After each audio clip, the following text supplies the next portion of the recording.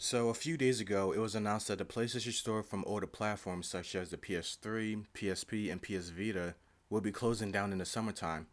I honestly don't know what to say about this. Like, that hits hard for me since I go in a PS3 store every week. There are probably some people who don't care that much. It's like, oh, it came out 2 generations ago. Who still plays that? Uh, Me. I still play it. If I'm not playing a game, then usually I'm just browsing on a PSN store, finding stuff that I used to have, videos, themes, anything that's free. The thing is about this announcement is I'm not all too shocked about it. I mean, it is a big deal, but it didn't hit as hard as when I found out about the Uncharted 3 service ending. And I keep referring back to that game, but that actually meant a lot to me. I somewhat knew eventually they'll close down more stuff on older platforms, but seeing the actual post of the confirmation gave me like the shocked face. Cause I was just browsing on Facebook and then I seen an IGN post and it said that it's gonna be closing down and I'm just like, what? To be honest, there really isn't that much you can do in the PSN store anyway. After the infamous update where they changed out the layout of the PlayStation Store, me and a lot of people were not impressed with the navigation. It was slow, you couldn't find what you wanted, it kept crashing, most older content is hidden, and all the pages were just big pictures of something. I used to be excited every Tuesday afternoon when they updated the PSN store with new games, DLC, and updates, but now I just lost interest and I barely check the store anymore. With the store closing down, it kinda leaves a lot of questions. What will happen to all the games that are digital only? Will you be able to keep everything? Will you get everything for free or everything would be lost?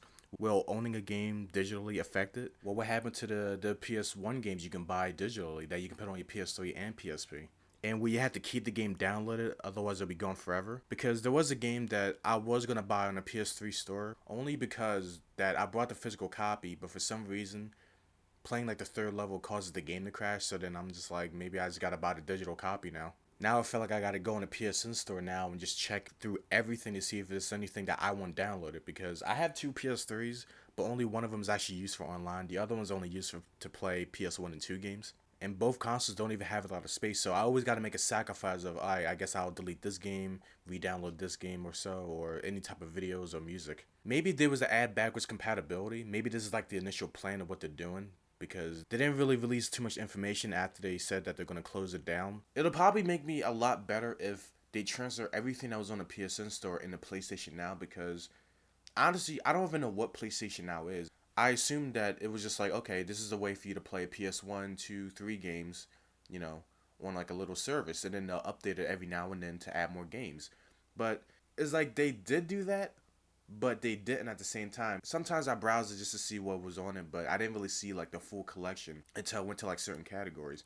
So they have like a lot of PS2 and 3 games, but it's still not enough from what the library already has, like, you know, on the older consoles. Every time they would promote like a new update, it would just be a game that was released like years ago, like Tomb Raider or God of War, or Just Cause 4 or something.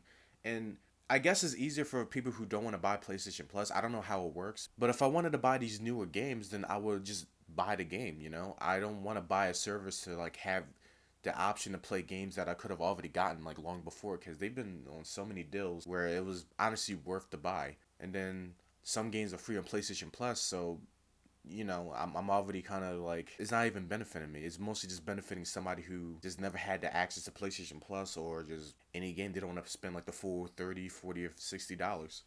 But if they do add PS1 games and more PS2 and 3, then I would definitely say it's worth it. But I honestly don't know.